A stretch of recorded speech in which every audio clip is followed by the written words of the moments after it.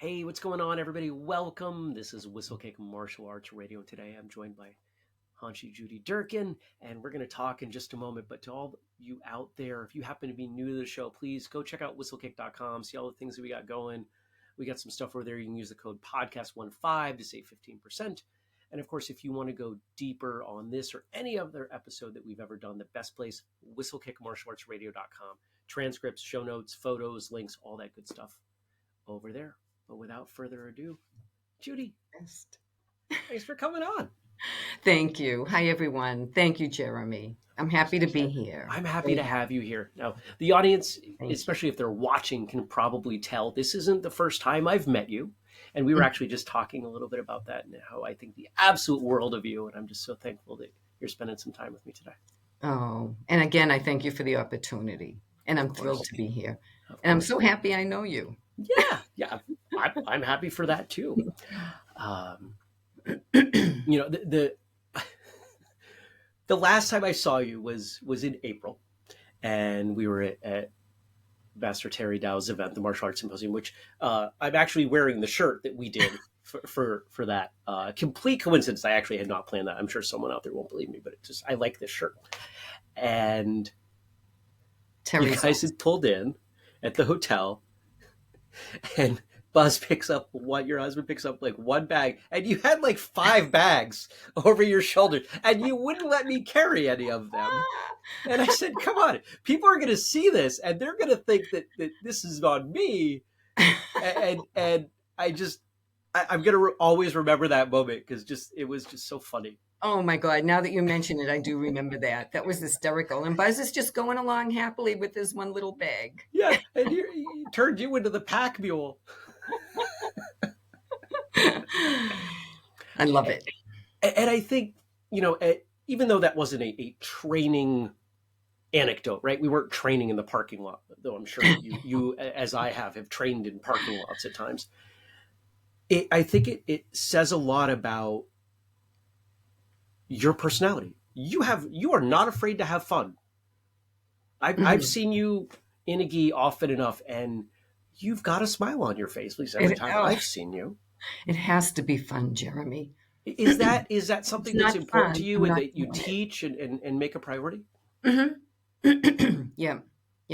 It has to be fun, because if it isn't fun, no one would enjoy it, seriously. And I'm very lucky because Buzz teaches all the advanced classes. So every single class I go to, Buzz is teaching still after all these years. And it's been just about 50 years. And he has the greatest sense of humor. He does. And that's what attracted me to him, was his sense of humor. In the class, he's so funny in the classes. If any of the parents... Did you meet in the dojo? We did. I don't know this story. You did? Okay. Yeah. Yep. So we met at... Sorry. That's okay. Let me just take a quick sip of water. Yeah. Take your time. Here, I'll take a sip of my coffee while you're doing it. I have coffee too. It's how I get through recording days. It's just constant low dose. I mean, this is very watery, but low dose coffee throughout the day. Yeah. So I grew up in Cambridge. My brother Arthur, when we were teenagers, wanted to study the martial arts.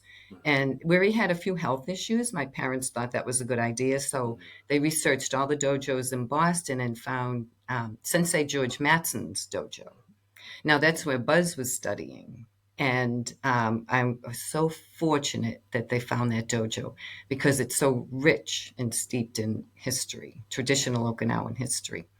So my brother Arthur signed up there. My parents signed him up. He would come home and show me different punches, blocks, kicks, all the basic stuff. And I thought, well, this looks pretty cool, and I'll go in and try it. So I signed up. That's where I met Buzz. Buzz was one of my instructors, and he had just gotten back from Vietnam.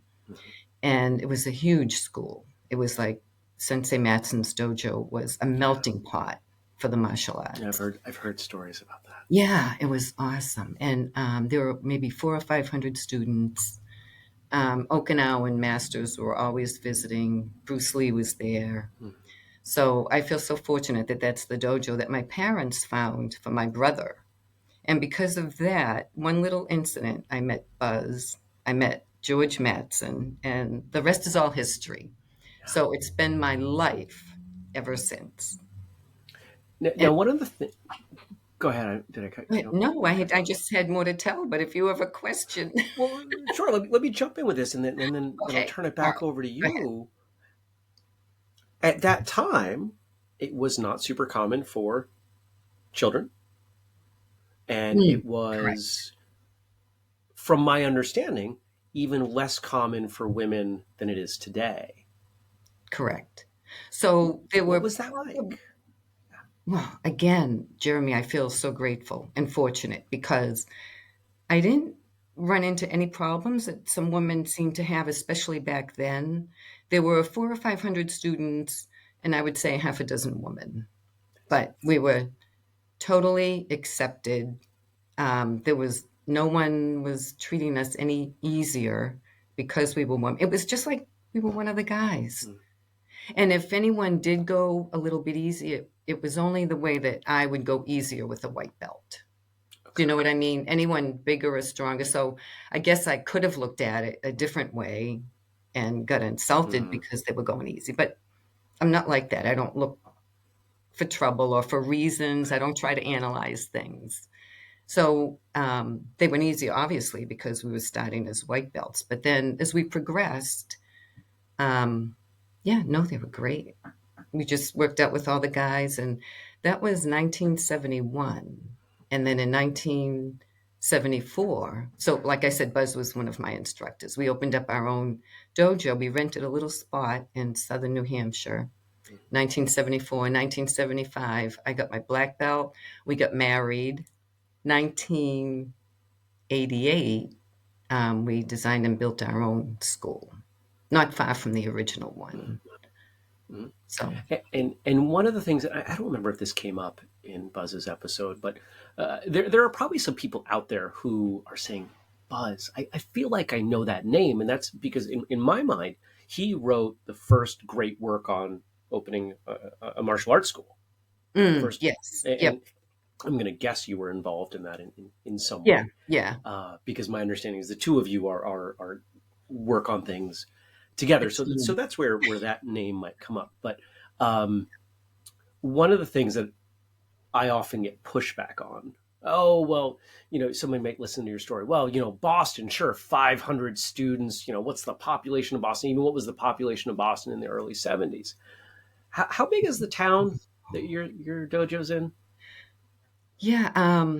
I know this is kind of a famous story. I think it's 5,000.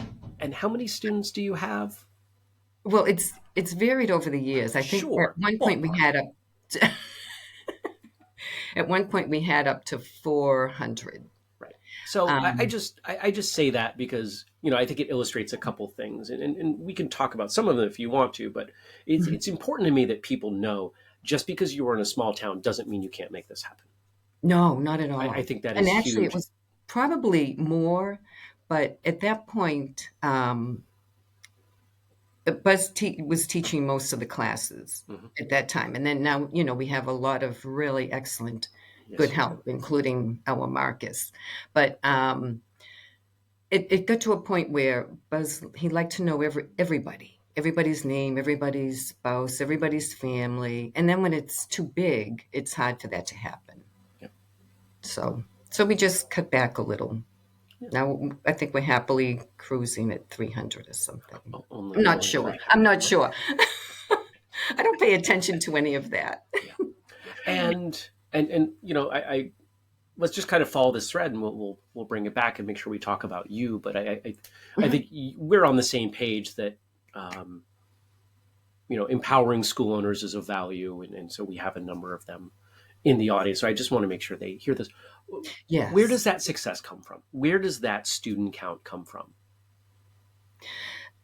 I'm not sure what Buzz would say, but I think it's because we had mostly adults, and I think all the students saw the value of what Buzz was teaching. The value to come in, have a good workout with friends. I mean, that's very important. I think they go hand in hand. Sure. You can't if you come in and you have a good workout, but you don't really care for anybody you're working out with. It's different, and you can't come in and just have a good time with friends if you're not getting a good workout. But I think they saw the value in the exercise, the self defense part of it, especially. And we always only taught traditional Okinawan karate. So there's a lot of tradition, which I think a lot of people liked, a lot of encouragement, um, and everything that we taught, they could bring out. And I know this is like kind of sounds like every other school, but the focus, the determination, everything we taught is we do in the dojo, but it also carries on to our lives, our everyday lives. Yeah, and the other elements that I know just from talking with the two of you and your students and observing the way you train and teach, it's passion. It's Right. passion, it's Yeah. dedication, it's consistency. It's, you said it multiple times. Buzz was teaching all the classes. Well, that Yeah. controls the product. Why was that important to him? Because he Right. loved it and Yeah. because he knew he was a great teacher. Exactly. Oh my God, Jeremy, he is. He is. He's a fabulous teacher. You And can't be he's on the mat with the funny. man and not enjoy yourself. I know. He's funny. He knows how to get the message across, and he can teach a traditional style for 50 years. We only have 8 kata. So it's not like he's and nobody really feels like they need to learn anything new because there's so much to learn in our style. But some people are not able to get that across, and they leave their students wanting, like feeling like they're missing something. So they might add other things into the classes. But for us, it's been the 8 kata, all the kumites we have, exercises. Mhm. Um, yeah, and he just teaches it in a way that makes it so enjoyable. Yeah. Yeah. For me, it's have fun, make sure they have fun, and make sure they Yeah, learn something, and in that order. yeah, And I think a lot of schools flip that and they make it about, as you hinted, all throwing form after form after form at someone because they're dangling the carrot of new material to mhm, keep people around. And that only lasts so long. But if it's fun and they enjoy who they're training with, well, now it's their family. And they'll right. keep showing Yeah, up because people want to hang out with family if they enjoy their family. yeah, yeah, exactly. And yeah, that's it. And so even though, we think if we have all the forms down, you never really do because there's always something to work on. There's always speed, power, speed, technique. Mhm. That's another joke in the class. Work on power, speed, technique. And he asked one student one time, what were the what are the three objectives that we have in class? And she said, power, speed, and technology. So everyone, the whole class burst out laughing. So if anybody in our dojo is watching, they're going to know exactly who she was. But there's always something funny happening in class. So everybody always has a good time, but works so hard, Yeah. works out very, very hard. I forget where I got this term from, but it came from a guest on the show. Serious fun. Oh, yes, I like that. I And, like and I that. think that exemplifies it so well. And when I look at the schools, because I know you as I have had the opportunity to train in so many different places and be around so many different instructors, and I Mhm. think that that's the simplest line I can draw between a great teacher and a great school and a less than great teacher or Yeah, school is serious fun. yeah. So many places make it fun, but there's no seriousness to it. And so Mhm. many places make it way too serious. And even the instructor's not having fun. And who wants that? I know. Yeah, you're right. You're right. I So like let's bring it back. So we were kind of walking through this timeline, and you said, you and Buzz had moved to New Hampshire, and 1988 you opened this big beautiful school that I know is celebrated. People talk about it, that. Mhm. and I think the thing that's most interesting about 1988 is it wasn't yesterday. It was a little while ago, Mhm. and you're still going, and you're still training, and you're still passionate. Yeah, I know exactly, Jeremy. And I wish I could like give you a secret or something about what, because we have grandparents bringing in their grandchildren, Mm, the grandparents having studied here when they were young. And it just keeps going on and on from generation to generation. And I think it's the value. mm, They see that what the children are getting and what their families are getting. Um, yeah, just the only thing that the only way I can explain it is the courage, the determination, and everything that they use, and it all carries on into their mm, regular life. So one way I can explain it, I guess, is I was an operating room nurse for 48 years, and in the dojo, I learned the things I've said before, but how to assess situations, stepping back, observing, not, I'm never too high or too low, always kind of balanced. mhm, And getting called out of bed at 2 a.m. for a brain aneurysm or something because I was in the neuro team. Your heart's racing, you can't breathe, and you're driving into Leahy Clinic in the middle of the night. But it's all my karate. And I think that's what the students see too, is the value of what we're learning. mm. But it was on my karate, focus, calm down, stay in control, get your breath under control, and then go over the steps that you're going to take when you get to the operating room on Yeah. what you'll do, how you'll perform. It's So everything it's I learned in the dojo just carries over. yeah. Surgery is a form. It's a kata, right? You've got to be in these Yeah, certain places, and if you're operating on a brain, I mean, you've got to be even more precise. And talk about precision technique. there's a But lot of similarities. but what about the other way? What did you take from your time in nursing that you brought back into the dojo? Oh, that's a good question. Everybody always asks that, My one stamina. direction. Probably my Stamina. stamina, but Okay. each everything goes both ways. Right. I mean, just the focus and the stamina of working out at the dojo Mm. also helped me stand for hours in an operating room. Up to 18 hours. 18 Yeah, hours. so I think it works both ways. But I would say that um, mentally, just the staying under control and controlling my breathing and figuring things out, taking a step back. All that came from my karate and my Yeah. training under Okay. buzz. Okay. And one of the things you've mentioned a couple times is the traditional element, right? And we're at this Mm, interesting time for martial arts where people are, I think, so often seeking efficiency that they're stripping away things that if we yeah, take away this and that, we can spend more time on what's left, and that gets us to our goal maybe faster. right. I think we can probably leave some space for certain goals. If someone's Mm, goal is to, uh, you know, be a cage fighter, then, mhm. then spending time in meditation might not be the most efficient way to get there. I think we can probably agree on that. But for most of us, when we think about life, martial arts as a kind of an ecosystem, as a whole training methodology, that stuff I think is pretty important. I know you would agree. And I'd like you to speak to that, especially since you've been training and teaching for a long time and you've seen what people look for and want change. Mm.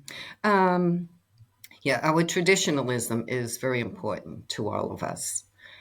We have students that are busy, they have families, they love their Weijiru, and that's all they want to do.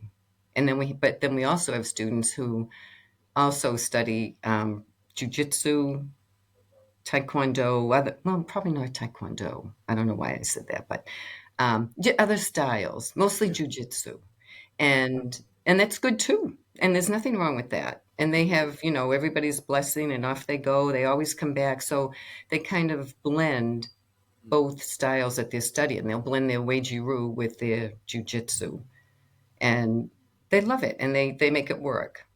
But I think most of our students just stick with Weijiru because it seems to have everything that we all need. It has the exercise, Mhm. which makes you feel good because of the Mhm. endorphins. So you have the exercise, the body conditioning, the stretching, every single basic technique that you could want, the basic punches, kicks, blocks, and you can make them as advanced as you want. So Weijiru for us seems to have, for most of us, seems to have everything that we need. You mentioned body conditioning, and this is one of the things that I don't know if this is a Weichi specific focus or if it's your school that focuses on this. But I have never been around a group of people that like to beat on each other for the sake of beating on each other more than your group. That's my favorite part. Well, so here's another brief anecdote. The time last year when I saw you at that same event with Terry, you all did a session and there was some body conditioning in, and we were banging forearms. I And remember that. holy cow! I and I know I could see from the look on your face and just the way you were moving, you weren't going hard. And I'm not a wimp. I hope I didn't go too hard on you. You No, I'm didn't, just kidding. but I'm but kidding. still, yeah, it was it, it was very No. clear that even your basic level showcased how much time you put into this. And as a Mm, philosophy, this is something that not every school has, especially today.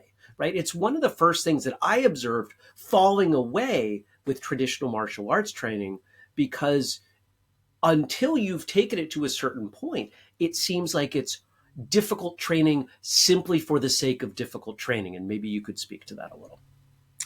yeah, no, I don't think it's just for the sake of physical training. It's I agree.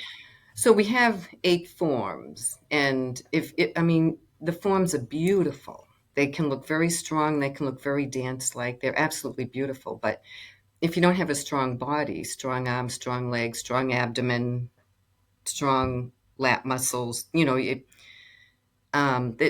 a form really won't help you in Mhm. self-defense. So you have to have a strong body to go along with the forms, and that's what we do. So we condition everything: the arms, the legs, the inside of the legs, the abdomen, the lats. That's what we do. And then sometimes Buzz will say, break everybody off for a few minutes and say, do whatever you feel like doing, do whatever you think what you want to do, and immediately people will go for what they do best. Whether Mhm. their arms are strong, they'll start like pounding each other's arms or their legs or a kata or whatever. But I think another important thing is that when that happens, I think you should work on also the things that you're not that good, that aren't that Mhm. strong. Yeah, I So get maybe if your arms are stronger than your legs, work on your legs a little more. Well, let's imagine, because I'm envisioning the folks out there, and quite a few of them would probably agree. Yeah, it makes sense that if my body is strong, and not just in terms of the ability to generate force, not just how many push-ups I can do or how much weight Mhm. I can move, but this idea of body conditioning and banging forearms or banging shins. That stuff hurts, and you don't just go 0 to 60. How do you get people started as their white belts and introduce them to this? Because I imagine you found ways that keep them from. Because if you go too hard, they don't come back, right? Right. So you ease Exactly them into right. it. What does that look like? Exactly right, Jeremy.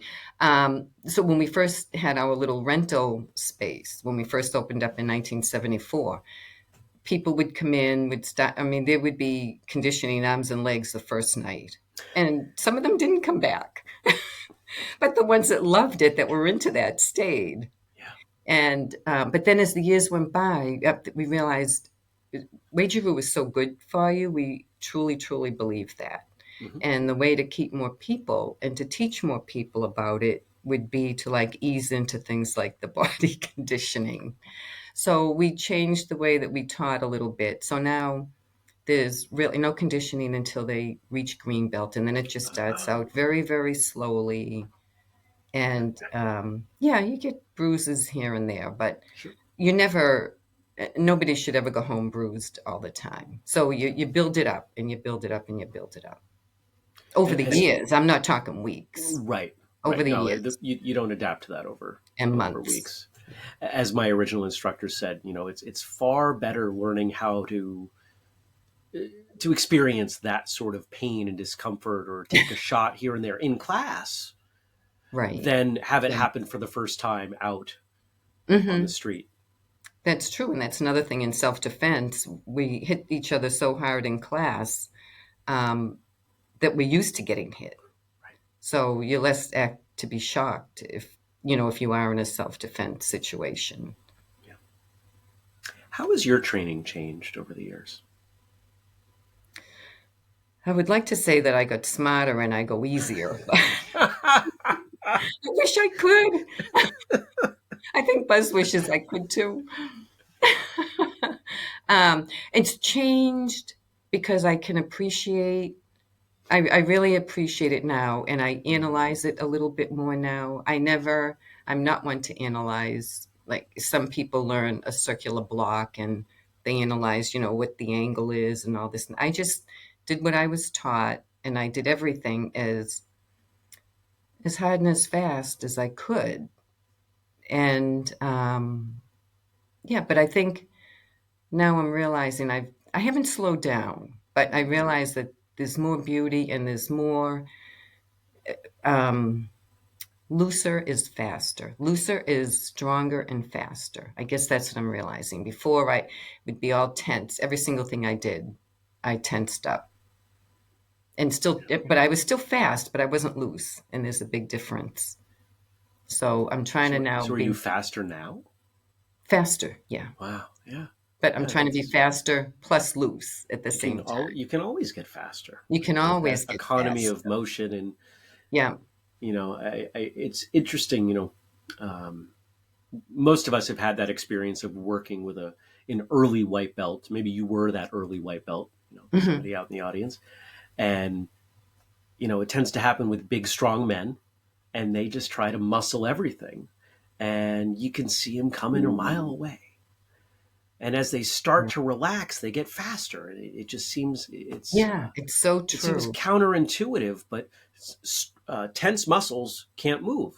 If you Right. want to move anything, you've got to relax so it can move. But if it's Hmm. strong, it's stationary, and it's something people don't seem to Yeah. pick up I early think on. I It's think what I learned is that fast is fast, but looser is can also be stronger, and yeah, it doesn't. When I years ago I didn't understand that, but but staying loose is just as strong as being tense. it's two different kinds of power. Yeah, yeah, You've got that kind of muscle power, and then you've got the speed power. That kind of snap. I think most of us have experienced the difference. A big strong punch that lands on your chest, it'll push you back. But a big strong snapped punch that lands on your chest, you feel it in your organs. yeah. It can be very unpleasant. I'll take the one that pushes me any day. Right. All right. Here's a question I don't ask often. What do you think life would have been like if your parents had not signed your brother up, if you had not met the martial arts school, if you had not met Buzz? Oh. What would the arc of your life look like? You know, I mean, no one knows, and I can't say for Right. sure, but I think the fact that I'm as balanced as I am, as aware as I am. Um, I don't, go crazy. I don't go too high, too low. I'm in good shape. I don't think I would, honestly, I don't think I would be any of those. I've learned so much from the martial arts and from Buzz, and I can't even, yeah, I don't think I would be any of those if it wasn't for the martial arts.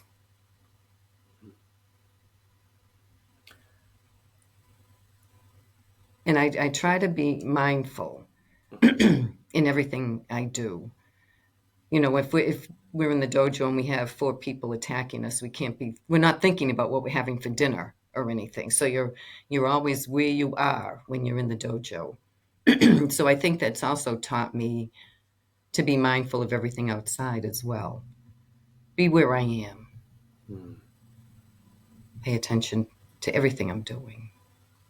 Yeah. Do you enjoy teaching? I get the sense that you enjoy teaching. I do. I love teaching. Okay. All right. I love it. I love teaching a small group, Okay. one or two people. Okay. So you're kind of preempting my question, which is great. I was going to ask you what you liked and who you like teaching. So why the small group versus the larger group? What is it Probably, about working with them? I don't know. That's a good question. I'm not, I don't talk loudly. I'm not a yeller. So maybe to get people's attention, sometimes if it's a large group, I don't know. I And think how it's more about personal. It's more personalized mm, for me with one or two people. And how I can about get my message across. I keep cutting you off. I apologize. That's all right. I'm cutting you I'm, off. I, this is your episode. You can't cut me off. This is all about you. Higher ranks or lower ranks? Both. Okay. If it's a small group, you can work with each individual person and actually correct them on certain things. If it's a large group, and Buzz does a great job of this, the whole class will finish something and he'll be like, "Oh, so and so, you know, that back kick was blah blah blah. Do this to make it better," and then he'll go to like five different people and tell them what they needed to work on. He had a whole list going. He had a whole list, yeah. Yeah. But So it's the details that you appreciate. yeah, with a small group, you can actually like work Yeah. with a person and make that kick better and make the block better, where you would miss that with a lot of people Mm. in a larger class.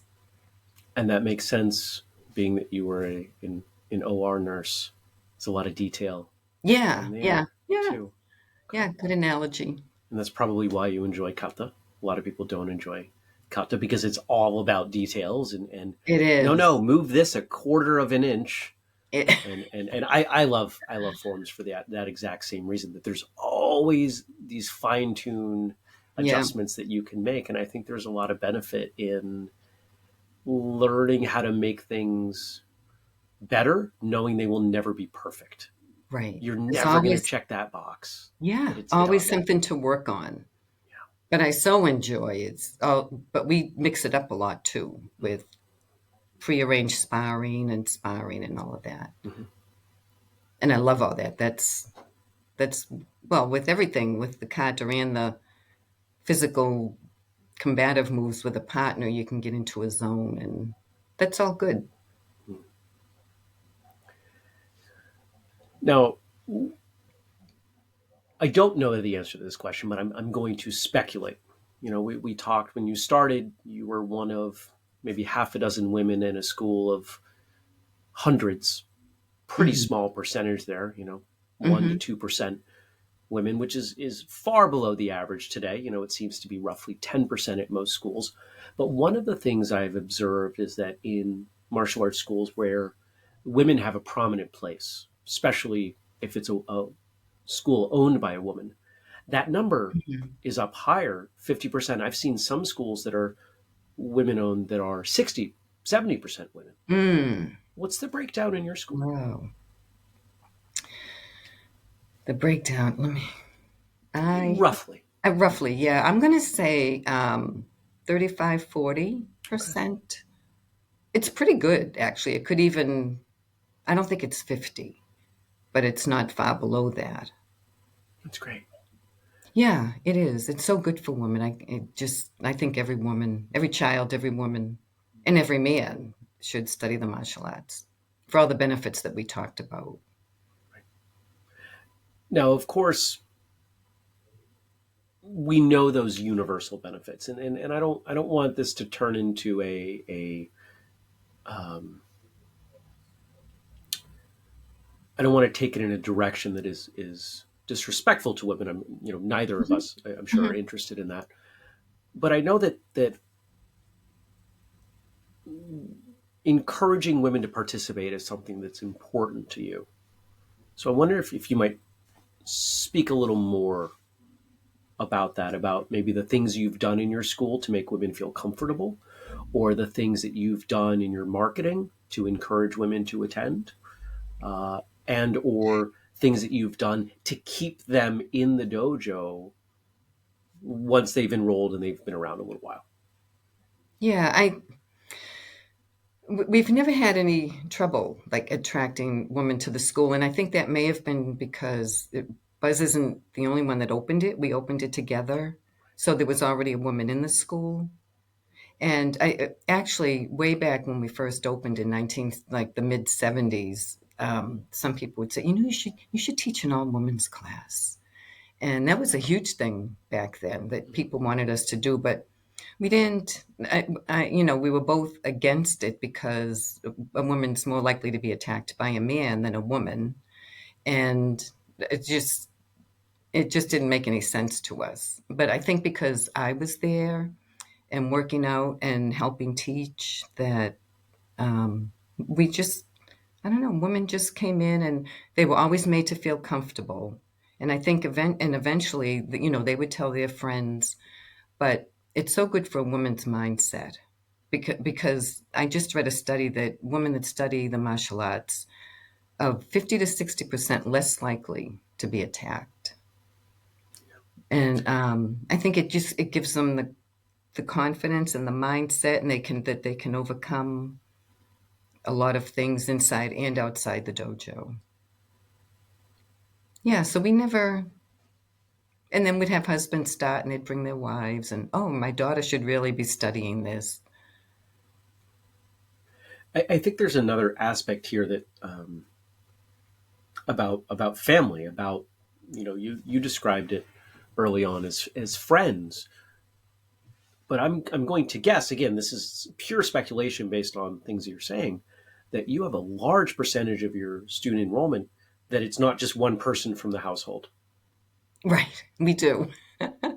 We have husbands and wives. We have a father and sons, or father and daughters, mother and sons. And yeah, it's all families, and at one point we might still have them. I'm not because I don't know every single student like Buzz does, but at one point we had like a grandfather, a parent, and then a grandchild all Three working out. generations. Oh, that's great. Yeah, that's happened several times. Mm. And I think there's really something to be said for the culture. It's and I'm going to guess that some of this comes back to some of that really challenging physical exercise component, but also the conditioning piece. Because I grew Mhm. up in a school that did some of this, Mhm. and there was and I don't mean this in an inappropriate way, but there's an intimacy to that. That if you're Mhm. banging forearms with someone or you're banging shins with someone, Mhm. you have to trust them. They have to trust you. You have to get on Right. the same page very quickly, or someone gets injured. Right. Yeah, you're correct, Jeremy. And when you have an environment like that where people are willing to literally bruise and at times bleed together, but knowing that it's done in a respectful way and for mutual benefit, there's something really powerful there. And I think this is one of the things that, again, is has fallen away in a lot of martial arts schools today. And I think what we're talking about here is the benefit that comes on the other side of that. Somebody knows, what, yeah, you're gonna knock my child around in a way that is healthy for them, safe for them, Mhm. and makes them better. You're Mhm. going to um, you know beat on my spouse. I know if I bring my spouse here, they're going to get their butt kicked from time to Mhm. time, but in a way that is done with love and compassion, Right, and because we'd benefits. rather it happen here in a safe Mhm. environment than out there when there's no recourse. Right, and it benefits them.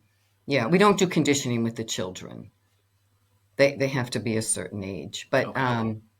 Yeah, there's when you do like a considerable body conditioning with a partner, and you're right, it is powerful. And it's such a good feeling afterwards, and the two of you get into a zone, and neither one is hurting the other one, but you're doing everything very hard. And yeah, Pain and it's hurt are a not the good same. feeling. Yeah, yeah. One of the things that I've observed is that your students have your advanced rank students also have a passion for teaching. That Hmm. they are quite happy to jump in and offer correction, to offer guidance, to offer their shins and forearms. And They love it. They love it. one of the things that can be really difficult in a school where you have such a remarkable instructor, as is your husband, Hmm. is that there can often be a tendency to just let that go, and everybody else is drinking from the fire hose, and they never quite develop themselves as instructors. But I can't imagine that these advanced rank students that you have became competent instructors just by accident and just by osmosis. There must have been some intent in there over the years. Yeah, yes, there is, Jeremy. So we have Marcus, who works with us, has a storm team. So they train the young children Mhm. to teach, and they start out by standing up in front of the class and doing the 10 exercises. But for the advanced students we have that love to teach, I think they've learned a lot just by watching Buzz. And then he'll break up the class sometimes over the years, and one of them would take a little group and teach them. And they just evolved. We never had a teaching class. Oh, I'm sorry, I take that back. We did, but now we just have the storm team members, the little kids who are learning how to teach and how to help the other children. But no, I think they learn from Buzz, and some of them are Interesting. just love teaching anyway. Yeah. Okay. All right. I know I can't be more of a help with how you won that Well, one. and it doesn't mean we answer all of these questions here. There's something you're doing right that you guys are doing And, a lot of things yeah, right. and then sometimes over the years, Buzz will take. He took days off here and there, not many, Yeah. but and one of them will step in and teach for him that day. Sure. Yeah, I think they learned from Buzz. And I know um, a couple of them years and years ago wanted like their own class to teach one night a week or something. And they would have a meeting before every class on what Mm, this person was going to teach and what to say, what not to say. So he did do that as well. okay. All right. So I'm putting together the pieces. That makes sense. It's there's a lot of osmosis, and when you have a really exceptional teacher, you pick up a lot of what to do and what not to do when you're there. But I there's can see. also go ahead. No, I was going to say, in some of them teaching, I can see a little bit of Buzz here Sure. and there. Things that Buzz would say or do. But there's also correct me if I'm wrong. When people are partnered up, it's not just low ranks with low ranks and high ranks with high ranks. You mix it up, Right. and those higher ranks are not only there to be a body, but they are helping share that Hmm. information. So they are teaching on an Yes. almost constant basis. Correct. Correct. You're right. Okay. Yep. Passing along what they learned and Yeah. trying to pay it forward. So they're helping a lower rank. And that makes sense from a family dynamic. Here I am in Vermont, and I've had plenty of conversations with neighbors and folks around who grow up in these old farm families, and folks who don't live in rural America. You may not know that an old farm family might be 4, 6, 8, 12. The house across the street, I'm told, 18 children. Well, if you have two parents and one of them is out in the fields all day, and mom of 18 is going to spend most of her time cooking and cleaning and mending clothes at that time. Mm, Who's doing the homework? Well, the kids are helping the younger kids, right? right. It becomes everybody Yes. helping everybody. And that's the dynamic that's coming through.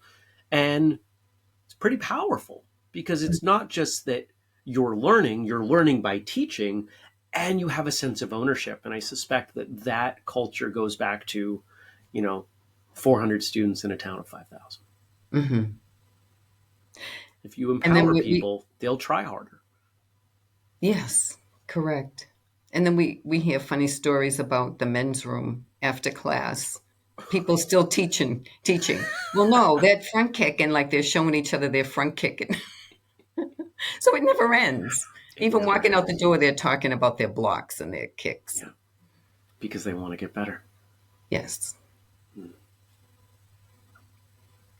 it's a lot of fun. Yeah, it is. So what's coming? What's, you've seen so many changes. You've been part of those changes, and is still held to tradition for obviously wonderful reasons that we've talked about. As we look out over the next however many years, what do you think's coming? And what do you think might stay the same? What do you think you might start to change, and maybe how you teach? Have you given any thought to those subjects? Hmm. I haven't. With teaching, the way Buzz teaches is basically the same as he's taught. There's more technology involved, for Hmm. sure. Talk We have, about that. well, we have students that have moved away that we lost Right. because they moved across the country. And then during COVID and everything, when we had all the screens set up for the Zoom classes, and which worked out great, by the way, it was unbelievable that we closed on a Saturday, March 2020, and everything was set up for the Zoom classes on Monday. And then the students that moved away found that they could continue to study Yeah. because now we had Zoom classes. So, and they're still back. They live across the country, but they're still You're still studying. running those Twice. classes. Yep, Okay. yep. Not many because Sure. everybody obviously is back to the dojo. But the people that had moved away Mm, for various reasons are back studying. they can still feel like they're part of it. Um, yeah, yeah. That's awesome. Okay. But other than that, we're coming up on our 50th anniversary next year of of our dojos. 50 years in 50 a school. years. So, So, other than a big celebration, and there's a lot planned for that, yeah. I think everything will just go on the way it's been going. Hmm. I suspect if we were to dig in, if we were to find a way to grab a time capsule from then, my guess is we would see that the teaching methods haven't changed a whole lot, but how the stuff around it was implemented probably was. Such, such as, I'm not sure what you mean. I don't know. I don't know what I don't know.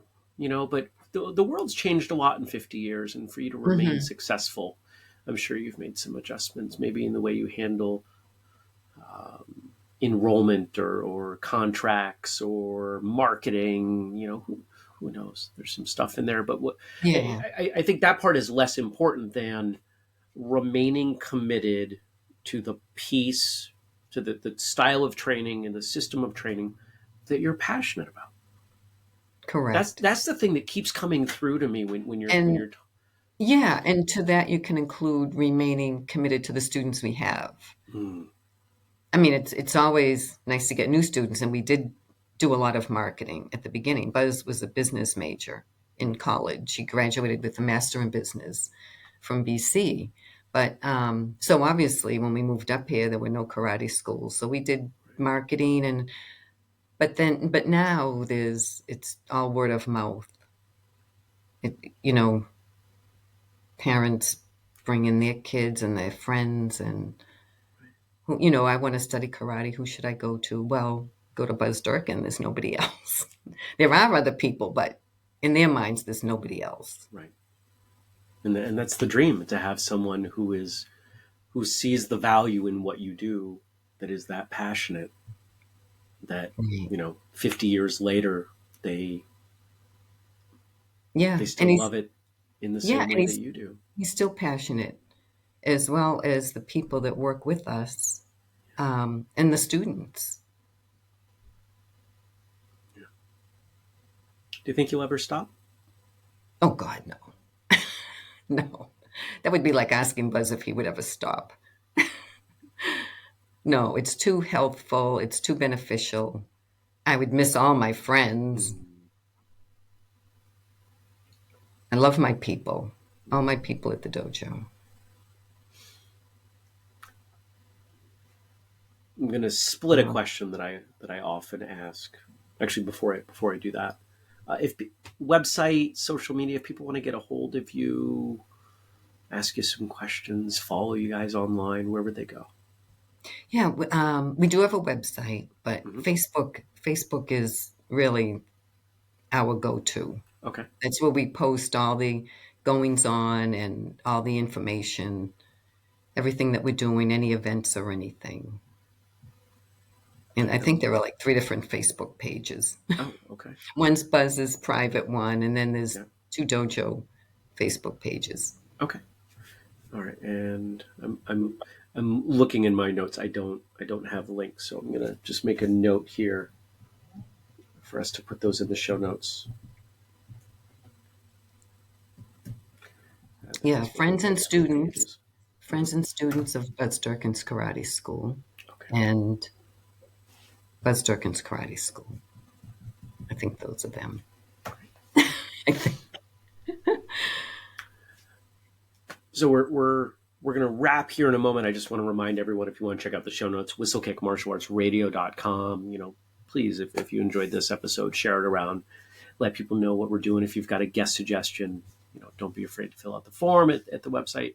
And, feel free to support us in our mission to connect, educate, and entertain any way that seems appropriate. But Judy, it's up to you to close us out here. So, given that we have, both school owners who I'm sure are jealous of what you guys have been able to do, and students who are also jealous, I suspect, of your persistence in what you have done, whether addressing them individually or together, what advice or thoughts or encouragement or anything might you offer to them as we wrap up today? Um, I would, well, obviously, love what you do. You have to love what you do. You have to love your students.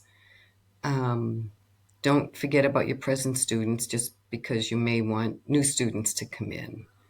Make every class a good workout and fun. And it has to be joyful. And it has to show that you love what you're doing, that you love your martial arts. If the teacher loves what he's teaching or she's teaching, that makes a huge difference. And I think most of the martial arts instructors that I know, that always does come across.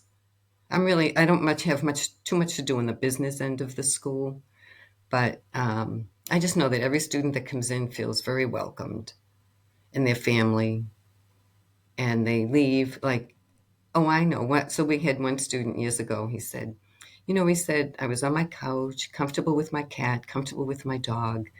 I came in here feeling like $50, and out the door he said, and I'm leaving feeling like $1,000,000. So if you can make them feel better when they leave than when they came in, whether it was a good workout or something funny, good friends, I think that makes a huge difference.